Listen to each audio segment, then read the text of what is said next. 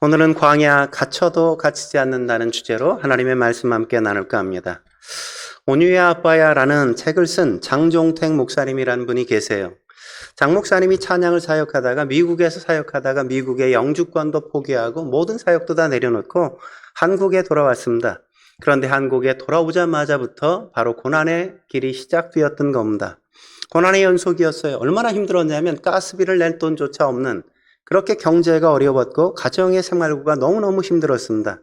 그럴 때 하나님께서 선물로 주신 둘째 딸이 바로 온유라는 딸이었습니다. 온유. 그런데 온유가 8살이 되었을 때 특이성 뇌염이 발생한 겁니다. 병이 생긴 거예요. 병명은 NMDA. 참 어렵죠? NMDA 수용성 뇌염이라 그래요. 수용성 뇌염. 난소에 아주 작은 기형 종양이 생기게 되었는데, 그 종양을 항체가 공격을 해야 되는데 항체가 그걸 공격하지 않고 뇌를 공격하는 기형적인 병인 겁니다. 온유의 상태가 그래서 아주 안 좋아진 거죠. 점점 안 좋아져요. 뇌가 죽어가고 있고 숨도 거의 쉬지 못하고 신체 기능이 거의 정지 상태에 이르게 된 겁니다. 항체가 뇌를 공격하다 보니 20일 동안 아이가 잠을 못 자는 거예요. 한숨도. 눈을 뜨고 있지만 앞이 보이지 않습니다.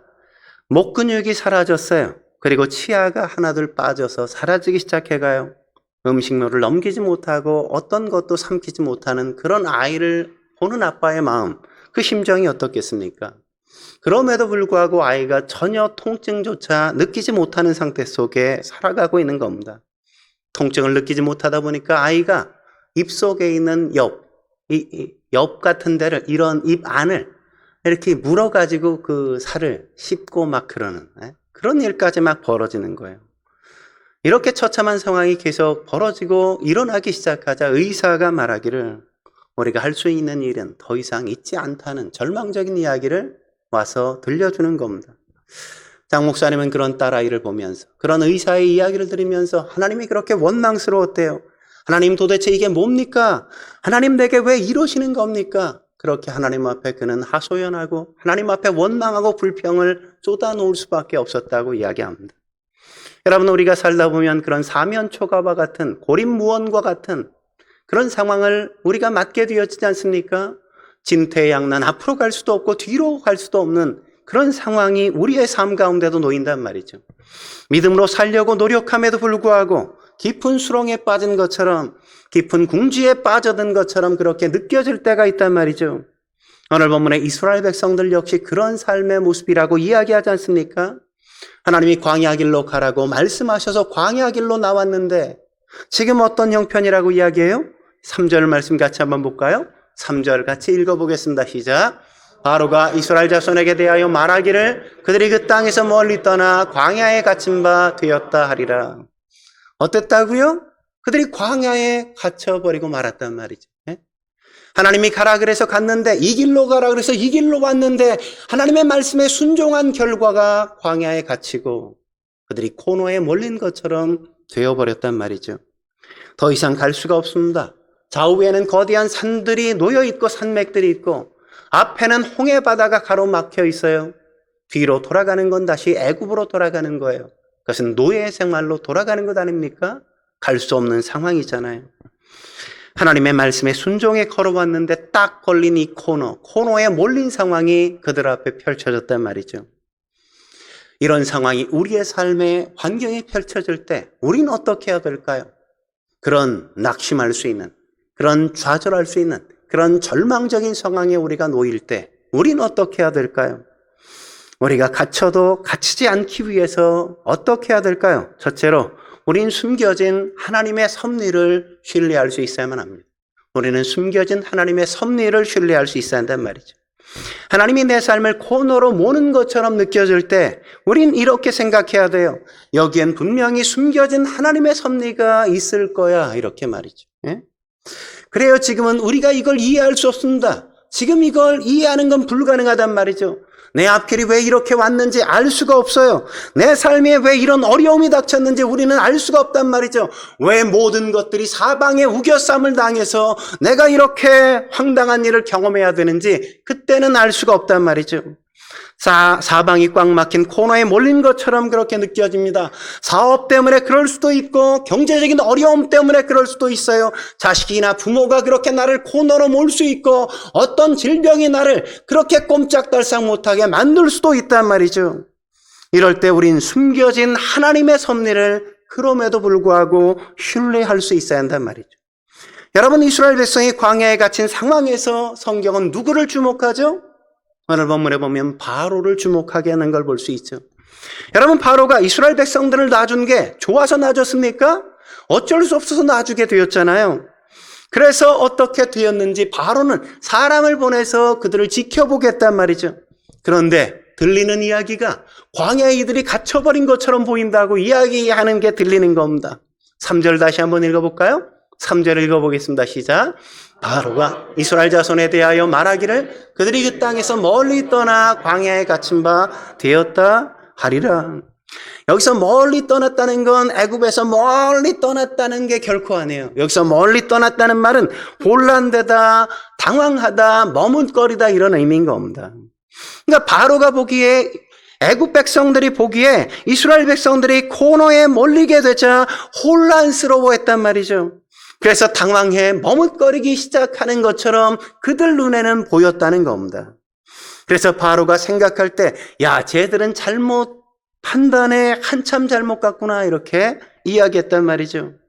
광야로 돌아가는 그 방향은 잘못된 것이요, 스스로 죽음에 이르는 무덤을 판 것처럼 보였다고 이야기하는 겁니다. 그래서 바로가 뭐라고 이야기하죠? 5절에 보면 이렇게 이야기하죠.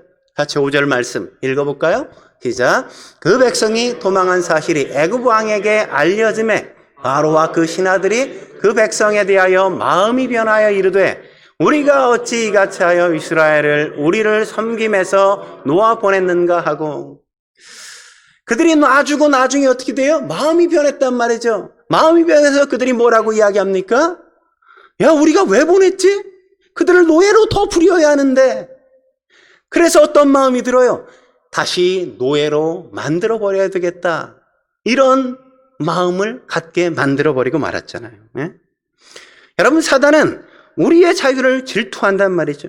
우리가 예수 안에서 얻게 된 자유, 하나님을 섬기고 하나님의 백성으로 세상 앞에 당당하게 살아가는 그 자유를 보면서 사단은 질투한단 말이죠. 못 견디한단 말이에요. 할 수만 있다면 이 자유를 빼앗아서 자기의 노예로 삼고 구속해서 그렇게 자기 마음대로 부리기를 원하는 게 사단의 역사란 말이죠. 그래서 바로가 어떤 조치를 취하죠? 6절과 7절에 보면 이런 조치를 취하는 걸 볼 수 있죠. 6절, 7절 같이 읽겠습니다. 시작. 바로가 곧 그의 병거를 갖추고 그의 백성을 데리고 갈새 선발된 병거 600대와 애굽의 모든 병거들을 동원하니 지휘관들이 다 거느렸더라. 고대 역사가는 이때 바로가 동원해 출동한 애굽 군대가 한 2,000명가량이었다 이렇게 이야기합니다. 무장한 병거가 무려 600대. 그러니까 지금으로 말하면 탱크 600대를 몰고 가는 거죠. 거기에다가 바로의 친히 대를 다 이끌고 동원해서 이스라엘 백성들을 추격한 거예요. 아마 그렇게 추격하면서 바로가 어떤 생각했을까요? 야, 이제 너희들은 끝났어. 아마 그렇게 생각하지 않았을까요? 이제 너희들은 끝난 거야. 이제 너희들은 더 이상 어디도 갈 수 없어. 너희들은 내 노예야. 이러면서 아마 이제 다 끝났어. 이러면서 그들이 따라가지 않았겠습니까? 근데 결과는 어떠했나요? 정말 그들이 이스라엘 백성들이 노예가 됐습니까? 아니죠. 바로가 끝나버렸단 말이죠. 바로가.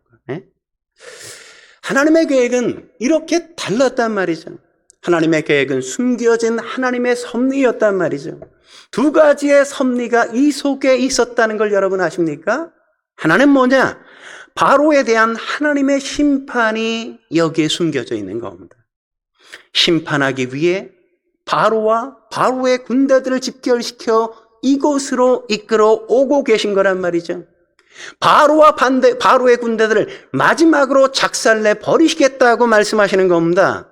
그래서 흔적도 없이 사라지도록 홍해바다에 수장시켜버리고 말지 않습니까? 이게 바로 하나님의 숨겨진 섭리란 말이죠. 그런데 더 놀라운 사실은 뭘까요? 더 놀라운 사실은 두 번째, 하나님의 하나님 되심을 알리려는 의도가 여기에 숨겨 있단 말이죠. 정말 그런지 4절 말씀 같이 한번 읽어볼까요? 4절 읽겠습니다. 시작. 내가 바로의 마음을 완악하게 한즉 바로가 그들의 뒤를 따르리니 내가 그와 그의 온 군대로 말미암아 영광을 얻어 애굽 사람들이 나를 여호와인 줄 알게 하리라. 바로는 우리가 가서 우리의 노예로 삼을 거다 이러고 자신만만해서 막 즐거워서 그냥 달려왔는데 하나님은 뭐라고요? 그 군대로 말미암아 내가 영광을 얻어 하나님이 하나님 되심을 모든 만민이 알게 만들 거다 이런 거죠. 예? 하나님이 진정 하나님이라는 사실을 바로의 군대와 바로를 침몰시킴으로 말미암아 세상의 만방에 알리고야 말 거라. 이게 바로 하나님의 섭리란 말이죠. 하나님의 역사란 말이죠. 하나님의 계획인 겁니다. 그런데 이스라엘 백성들은 어떻게 생각했을까요? 이젠 우리는 다 끝났어. 아마 그렇게 생각했을 거예요. 근데 결과는 하나님을 반역했던 백성들이 완전히 심판받는 결과가 나왔단 말이죠. 그리고 이스라엘 백성들 역시 가장 극적으로 하나님의 권능과 하나님의 주권을 체험하게 되어지는 것 아니겠습니까? 이렇게 하나님의 사람들이 처한 최악의 상황은 하나님의 최선을 맛볼 수 있는 놀라운 기회라는 걸 믿으시기 바랍니다. 거기엔 이런 놀라운 하나님의 섭리가 숨겨져 있는 거란 말이죠. 그러므로 이 사실을 깨닫고 있어야 돼요. 그러므로 이 사실을 깨달은 사람들은 견딜 수 있어야만 합니다. 우리가 조금만 견디면 하나님의 역사가 일어날 수 있단 말이죠.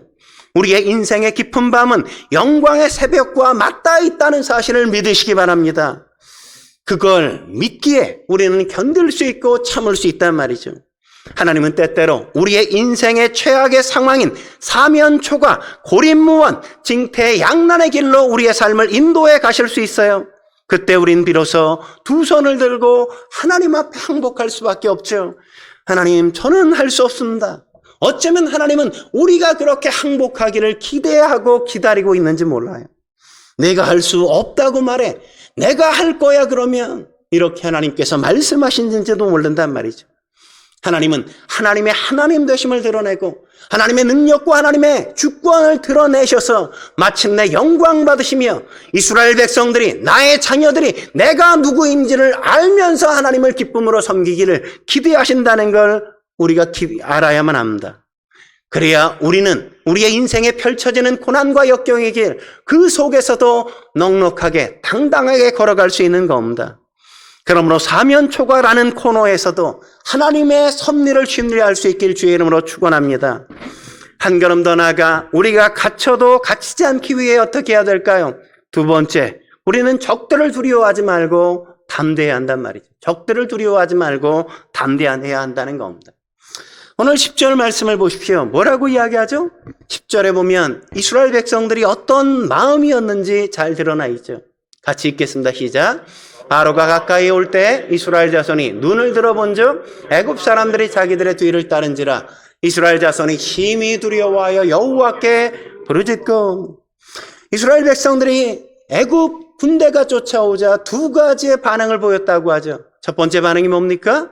두려워했다 이거죠. 두려워했다. 심히 두려워했다고 하지 않습니까? 그리고 두 번째 뭘 했어요? 하나님께 부르짖었다 이렇게 얘기하죠.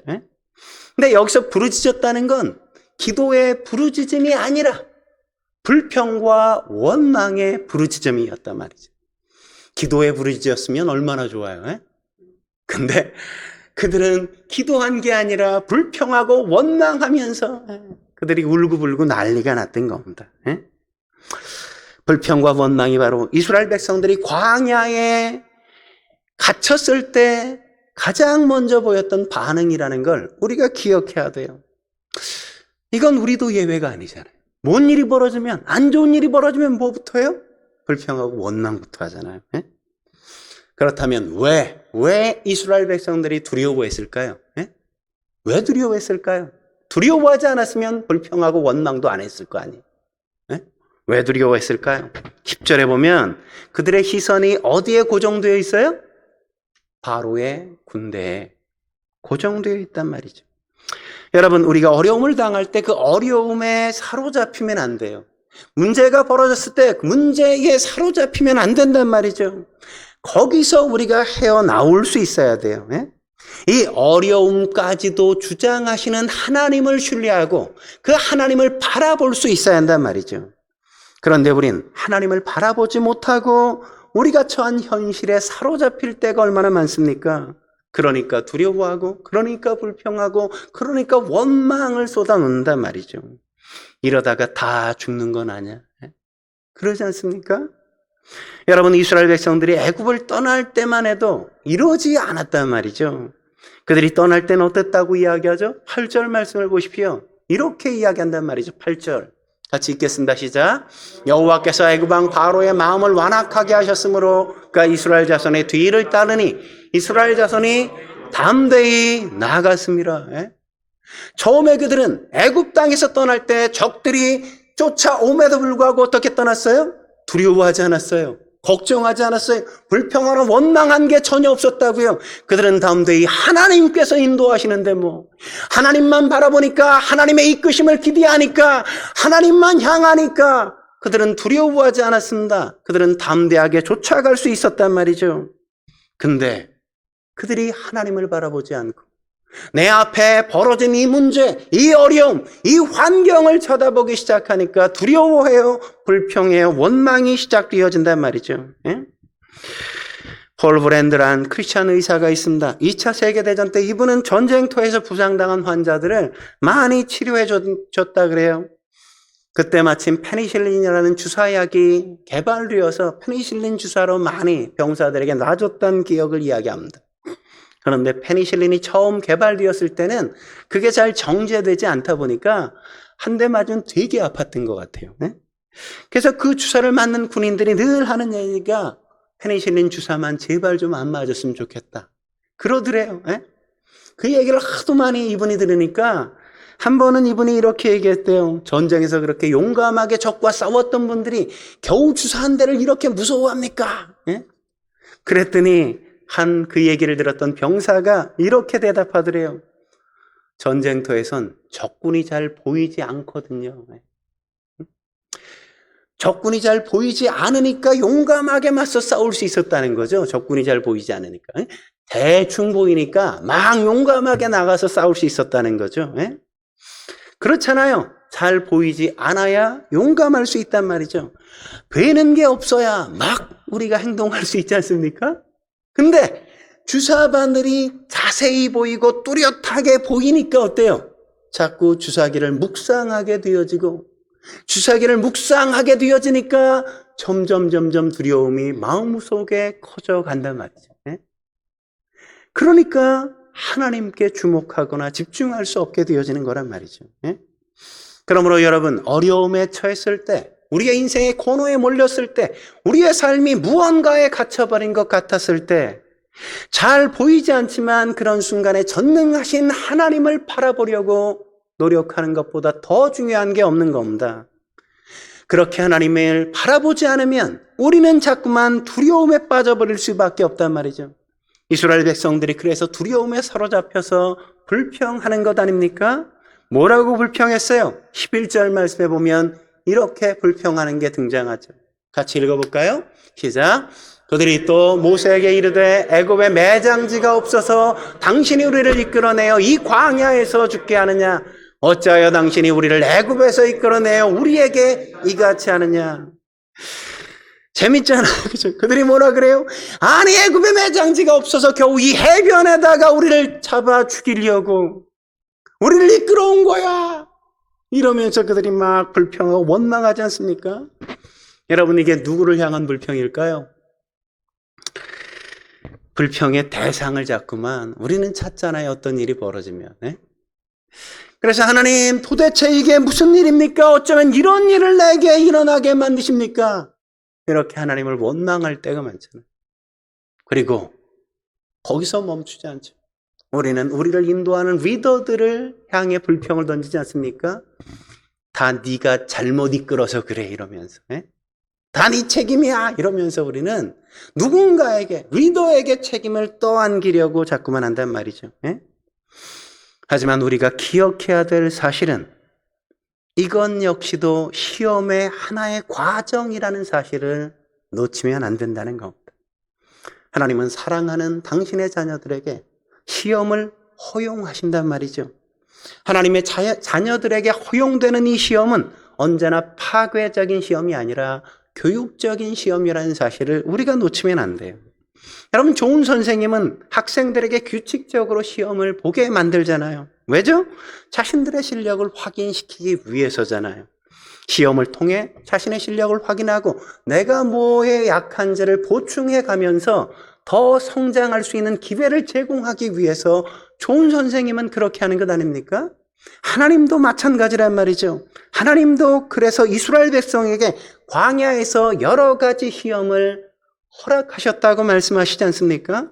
출애굽기 16장 4절 같이 한번 읽어볼까요? 왜 시험을 주시는지 같이 읽겠습니다. 시작. 그때 여호와께서 모세에게 이르시되 보라, 내가 너희를 위하여 하늘에서 양식을 비같이 내리니니 백성이 나아가서 일용할 것을 날마다 거둘 것이라. 이같이 하여 그들이 내 율법을 준행하나 아니하나 내가 시험하리라. 여러분, 이 광야에 걷는 시험, 이 코너에 몰린 이 시험은 하나님이 주신 시험이란 말이죠. 만나를 주실 때도 여러분 어떻게 주면 좋아요? 한 번에 그냥 왕창 주고 다 걷어서 다 그냥 창고에 들여놓고 쌓아놓고 그냥 떵떵거리면서 편안하게 살고 그냥 교회 나와 예배드리고 찬양하고 그냥 기도하고 그냥 전도만 하면서 살면 좋겠다, 이렇게 생각하지 않습니까? 우리는 늘 그런 생각을 한단 말이죠. 근데 하나님이 어떻게 주세요? 날마다 그날 먹을 양식을 그날 허락하신다. 쌓아두게 하시잖아요. 우리의 기대처럼 쌓아두게 하시지 않고 오늘 먹을 양식은 오늘만. 더 많이 걷어도 그래서 어떻게 되어져요? 썩어서 못 먹게 되어지죠. 못 쓰게. 하나님은 날마다 거두게 하세요. 그날 먹을 것을 주신단 말이죠. 왜 그렇게 하신다고요? 하나님이 그걸 통해 너희가 나를 의지하는지 의지하지 않는지 그걸 확인하기 위해서, 시험하시기 위해서란 말이죠. 우리가 경험하는 다양한 시련은 우리를 사랑하시는 하나님의 시험일 수 있다는 걸 우리는 기억해야만 합니다. 이스라엘 백성들은 이 시험에서 실패한 적이 너무너무 많아요. 하지만 하나님은 그들의 무수한 실패에도 불구하고 그들을 포기하거나 그들을 내버려 두시지 않으셨단 말이죠. 끝까지 그들을 이끌어 더 성숙하도록 더 온전히 하나님을 신뢰할 수 있는 사람으로 빚어가시지 않습니까? 그게 바로 하나님의 놀라운 사랑이란 말이죠. 마지막으로 우리가 갇혀도 갇히지 않기 위해 어떻게 해야 될까요? 세 번째, 우리는 끝까지 하나님의 구원을 기대할 수 있어야만 합니다. 끝까지 하나님의 구원을 기대할 수 있어야 한단 말이죠. 여러분, 우리가 인생의 코너에 몰릴 때 가장 힘든 게 뭡니까? 우리 주변 사람들의 불평과 원망이잖아요. 그렇지 않아도 일 때문에 힘든데 내 주변에서 내 곁에 있는 사람들이 그것 때문에 불평에 원망을 쏟아놔요. 그럼 얼마나 힘들어요. 아마 모세도 그렇지 않았을까요? 모세도 백성들이 막 불평하고 원망을 하면 얼마나 힘들었겠어요. 지금까지는 모세의 말을 잘 따라왔어요. 근데 애국 군대가 뒤에 막 따라오는 게 보이자 우리의 재산이 다 사라지는 거 아니야? 우리가 다 여기서 죽는 거 아니야? 그렇게 걱정이 되자 동요가 일어나기 시작해요. 모세를 향해, 하나님을 향해 불평과 원망이 쏟아지기 시작해요. 그러면 에이, 나도 때려칠 거야 뭐 이럴 것 같은데 모세는 그렇게 하지 않죠. 그런 상황에서 모세가 뭐라고 이야기하죠? 놀랍게 그들을 권면하죠. 13절 14절 같이 읽어볼까요? 읽겠습니다. 시작. 모세가 백성에게 이르되 너희는 두려워하지 말고 가만히 서서 여호와께서 오늘 너희를 위하여 행하시는 구원을 보라. 너희가 오늘 본 애굽 사람을 영원히 다시 보지 아니하리라. 여호와께서 너희를 위하여 싸우시리니 너희는 가만히 있을지니라. 할렐루야. 우리가 마지막 순간까지 모세처럼 하나님의 구원을 기대할 수 있어야 한단 말이죠. 마지막 순간까지 하나님에 대한 신뢰를 놓지 않고 하나님이 우리를 어떻게 구원하시는지 함께 보자. 그 마음을 우리가 간직할 수 있어야 한다는 겁니다. 어떻게 하라고 하죠? 그러려면 우리가 구원을 기대한다면 어떻게 해야 된다고 이야기하죠? 두 가지를 이야기하죠. 첫째는 두려워하지 말라고 이야기하잖아요. 예? 우리가 두려울 때 가장 먼저 해야 될 일, 그것은 두려움을 정지시켜버리는 겁니다. 그래서 성경에 보면 얼마나 자주 두려워하지 말라고 이야기하는지 몰라요. 예?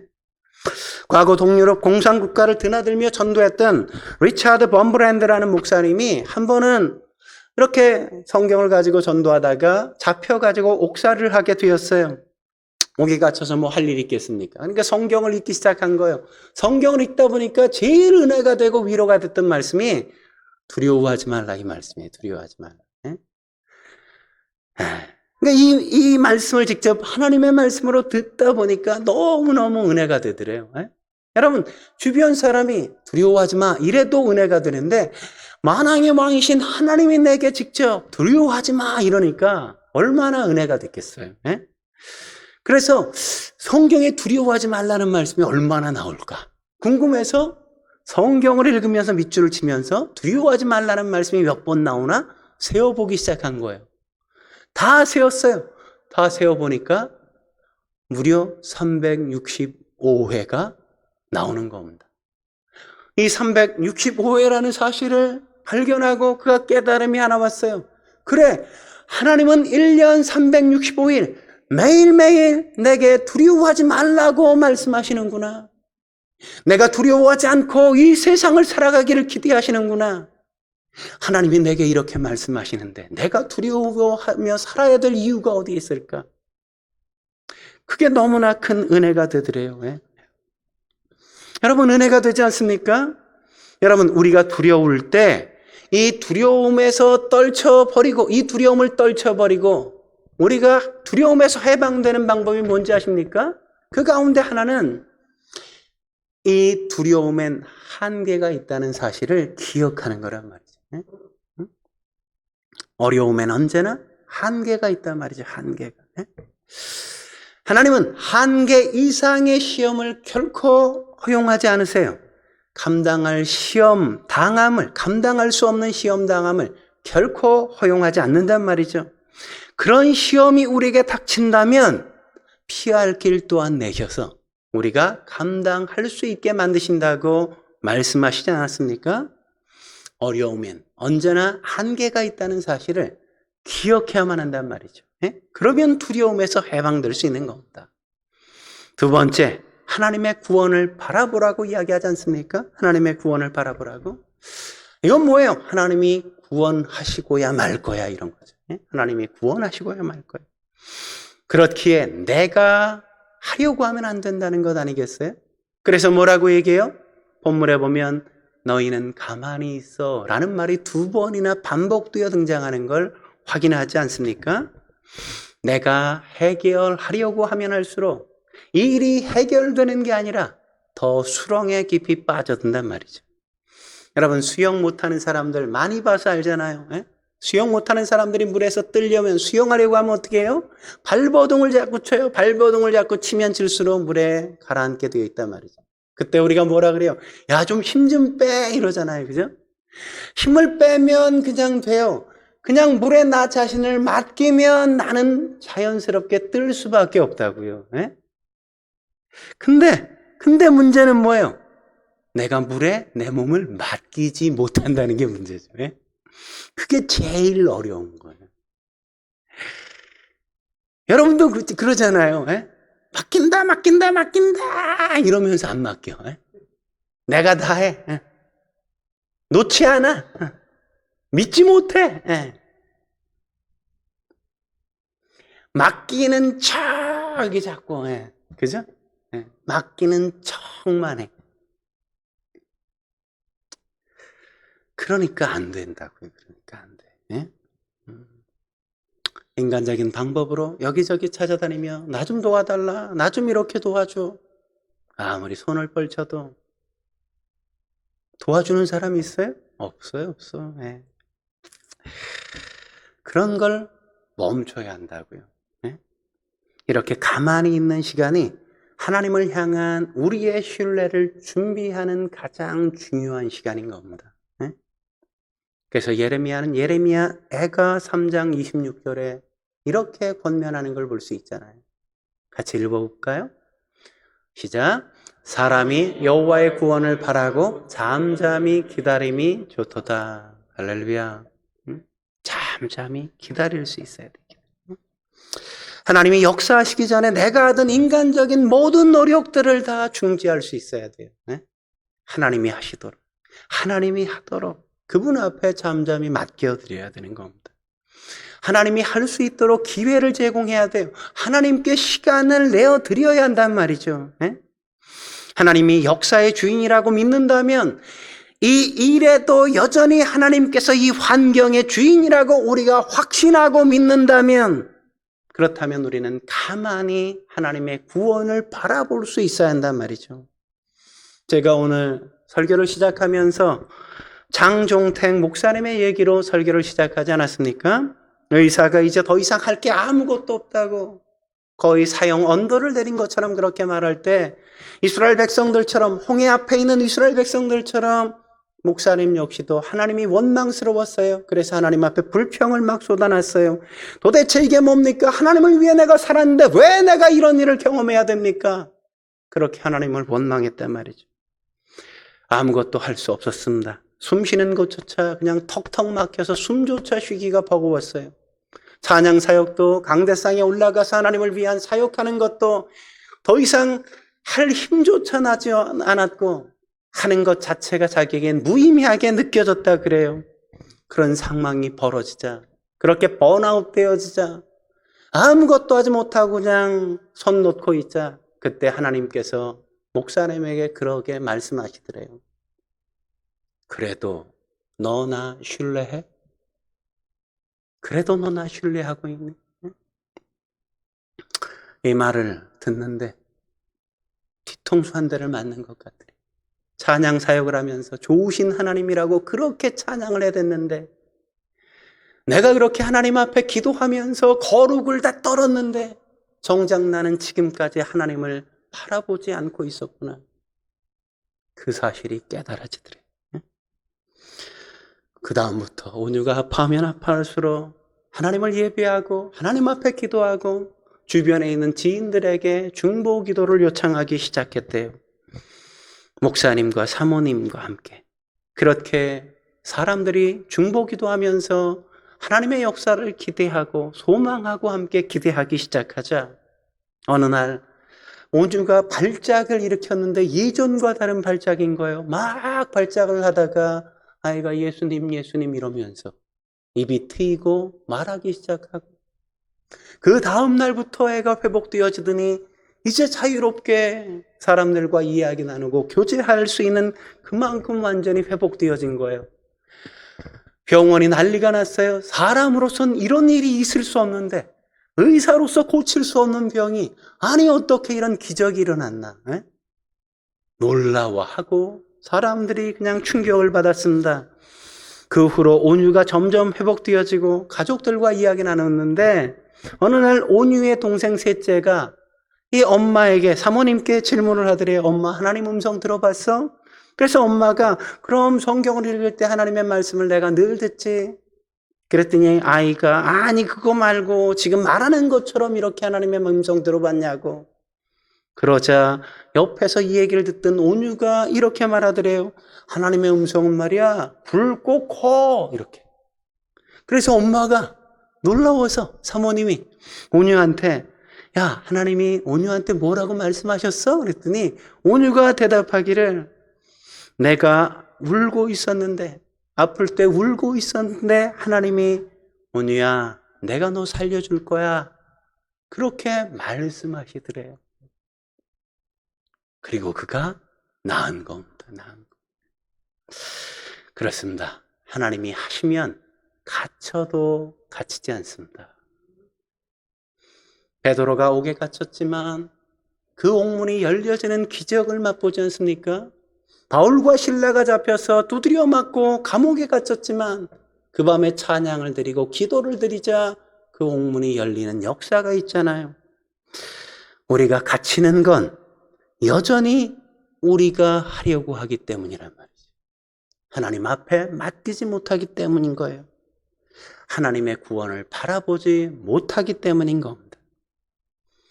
하나님은 갇힌 자도 자유롭게 만드세요. 죽은 자도 산 자로 만드실 수 있습니다. 홍해 바다도 가르시는 걸 우리가 함께 보게 되어지지 않겠습니까? 그러므로 사랑하는 성도 여러분, 마지막까지, 마지막 순간까지 하나님의 구원을 기대할 수 있길 주의 이름으로 축원합니다. 함께 기도하시겠습니다. 거룩하신 하나님 아버지, 그렇습니다. 하나님이 어떤 분이신지, 하나님의 하나님 되심을 나타내시기 위해서 그 모든 환경과 여건들을 사용하시고 합력하여 선을 이루시는 것들을 오늘 다시 한번 확인하게 하시니 감사합니다. 주여, 우리의 믿음 없는 것을 도와주옵소서. 우리의 연약한 믿음을 더 강하게 주여 연단해 주옵소서. 그래서 하나님을 신뢰하고 하나님의 말씀을 붙들고 이 인생의 광야길을 갇힐지라도 갇히지 않는 그 인생으로 넉넉히 걸어갈 수 있도록 주여 도와 주옵소서. 하나님의 놀라운 섭리, 하나님의 놀라운 기적, 하나님 앞에 삶을 맡기고 담대히 걸어가는 우리의 인생의 여정이 되어지게 주여 도와 주옵소서. 고난을 이기게 하시고 역경을 넘어가게 하시며 환난을 극복해 갈 수 있게 주여 도와 주옵소서. 그 모든 어려움들이 하나님을 경험케 만드는, 하나님을 하나님 되게 경험하게 만드는 놀라운 기적과 이적의 역사의 현장이 되어지게 주여 도와 주옵소서. 믿음으로 주를 바라보게 하시옵소서. 하나님을 찬양하게 하시옵소서. 하나님을 소망하게 주여 도와 주옵소서. 그래서 하나님의 역사를 맛보는 저와 우리의 성도들의 가정이 되어지게 주여 도와 주옵소서. 함께 하실 주님을 기대하며 예수님의 이름으로 기도드립니다. 아멘.